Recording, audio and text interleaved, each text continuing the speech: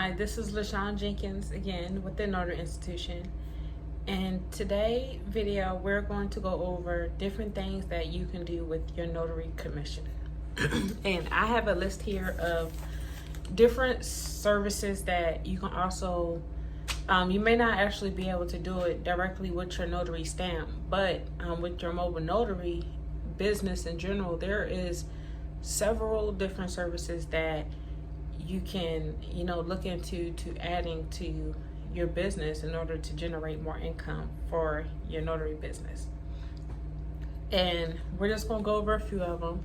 A few disclaimers about some of the businesses.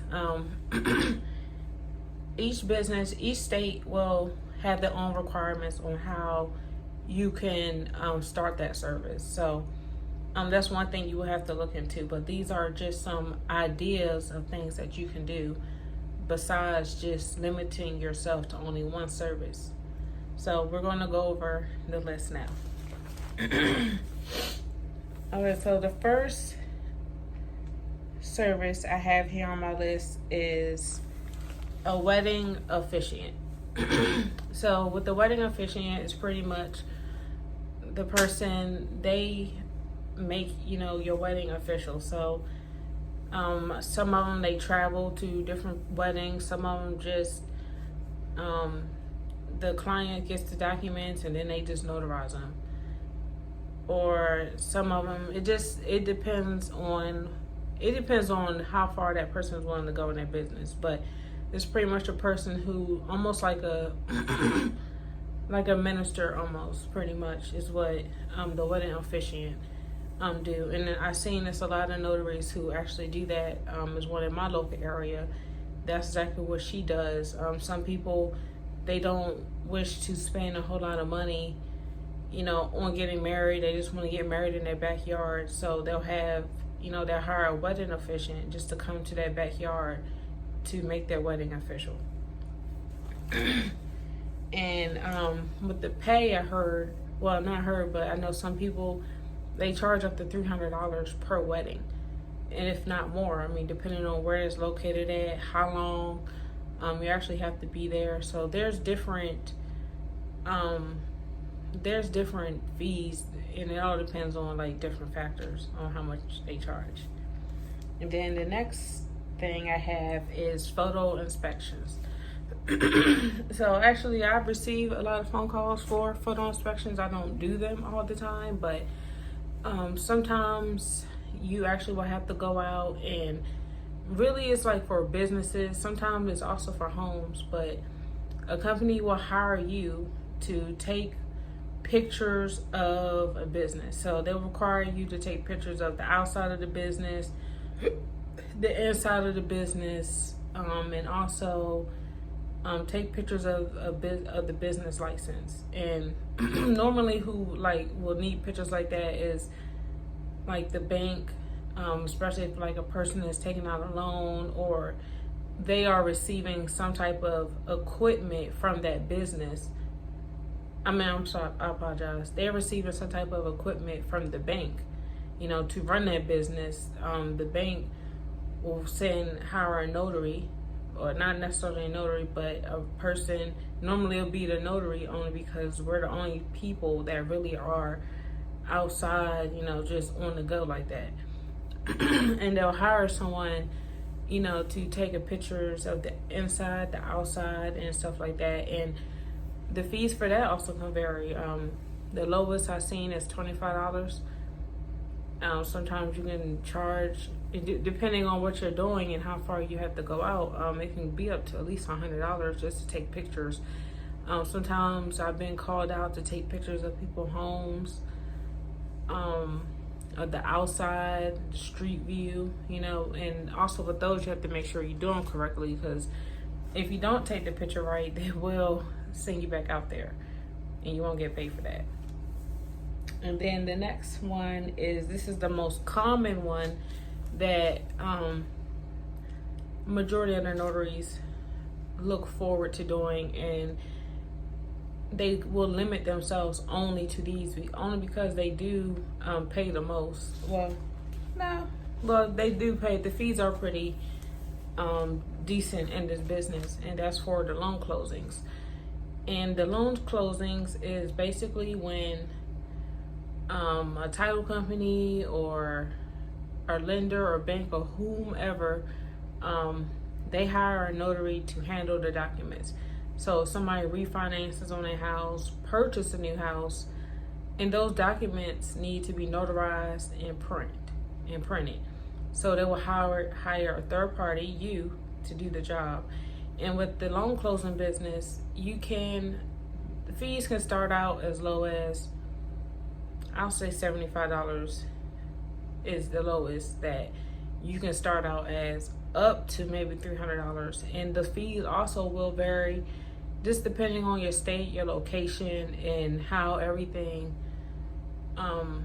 like all the factors, it's different factors that come into play with the pricing, but really it's exactly like where you stay at, because some states they can only charge so much, and then some states they really don't use notaries for like loan closings. Sometimes they'll have their own in-house notaries where they don't have to worry about paying. But that's also another service that you can add. It's one of the biggest services that I've seen, and that's actually the first service that I seen. And when I first started off, the mistake that I made was I actually only wanted to do loan closings. So I was receiving phone calls for local work, but I would decline them all because I simply felt like that wasn't where I didn't need that. But now, I've been in the business for a while. I'll take all the phone calls, any phone call. So enough of the loan closings. The next we're going to go to is the general notary work. And general notary work is typically work as in, say someone calls you, they want you to go to a nursing home. They want you to notarize the document there. Normally you'll see power attorneys, passport forms, any type of like this small form that someone would need notarized. They will find your business and then they'll call you. And normally it's local, as in like, depending on your area, maybe 30-45 minutes within your radius. And the fees for that will vary also, because one, it will depend on how much you can charge in your state. It all depends on how much you can charge in your state. The least that you can make in this is $20. So I'll say $20 on up for at least general notary work. And again, the fees you will have to look at your state laws to see what they say about charging for local work like that. And then next thing I have is a process server. So a process server is a person who, one, to become a process server, it will vary upon the state. There's training for that.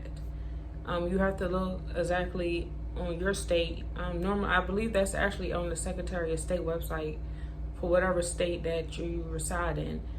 You will see the requirements to become a process server. And a process server is a person who they are people that deliver subpoenas. They go out their way to find people to deliver some type of subpoena or some type of important legal court document. That's what the process servers do. And that's also a good service that you can add to your business. As far as with fees with them, I couldn't tell you. I'm pretty sure it's still regulated by the state, just like everything else is regulated by the state. But that's another business that you can look into adding on your mobile business. And the great thing about all these businesses that I'm mentioning, you can run all the services. You don't have to just not do one because you're doing this. You don't have to only do loan closings and then not do general notary work. Like, you can still do loan closings and you can still do general notary work. Because sometimes with loan closings, say if you you have a connection with the title company. So you do loan closings all throughout, just during the day. So you know that by 5 o'clock, you are available. And normally at 5, that's when I started, me personally, I start receiving a lot more increase in calls with the general notary work. People just needing a power of attorney signed, kids, doctor's appointments, letters, all kinds of phone calls. I take those in the evening. I work all the way up until, really I'm 24 hours, but really my last phone call normally is around like about 9:30 at night is when I stop receiving phone calls for the most part. And if I receive anything like past that time, it's probably someone's car being towed and they need someone to notarize the document up there. But other than that, I really don't receive a lot of phone calls in the middle of the night. But you don't have to just limit yourself to one service at all. There's plenty of things that you can do to make the business work for you. And another one we're gonna go over is mobile fingerprinting. So with mobile fingerprinting, it is when basically a company calls you and they say, hey, we have employees here that need fingerprints done. And you go and you actually provide you have your little stamp, your ink pad, and you do the fingerprinting form and stuff like that. Now, another thing with the mobile fingerprinting, again, with all these jobs, you actually will have to look to see if your state allows you to do it and what is the proper procedures to do it. Here in the state of Texas, I know the fingerprinting is actually ran by somebody else, and in order to have it, you have to have an office space, and it's a little bit different here in Texas. But I've seen in other states that people are allowed to add that service to their business. And I actually will include a link of someone who actually does it. They actually teach the class too on mobile fingerprinting. So that's another service you can add to your business. And the last service I have here is the Apostille service. And the Apostille service is basically when someone comes to you with a foreign document, such as like a birth certificate, like it came from, I want to say like Puerto Rico. Okay, yeah, Puerto Rico. Those documents have to be translated in order for them to work. In order for the people to use them here in the United States, depending on what they're doing, those documents have to be translated. And with the Apostille service, pretty much the Secretary of State does handle that, but a notary is the person, a notary in that state has to notarize that document, and then the notary of that notary, which is you would take it to the Secretary of State, receive the certification.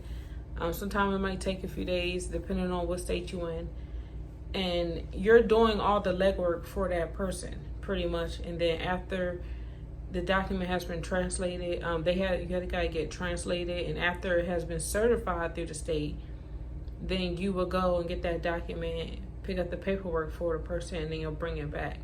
And I've seen some people offer that service. I've done it just a few times. It's not a really big popular thing, but it's not a popular thing where I'm at in my location exactly, but it is a service that you can provide. And another thing, just because a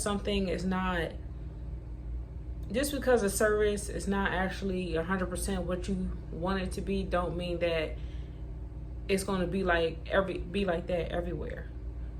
Because I see in different, like we can't do here in Texas, we can't do mobile fingerprinting, but there's people that can do it in different states, and they're making a lot of money doing it. So a lot of these services will, as far as how much money you will be making, will vary based upon what state that you live in. And that's all the services that I have. If you have any questions or comments, make sure you leave them down below in the comments. Thank you for watching, and make sure you subscribe to my YouTube channel, The Notary Institution. And you have a great day.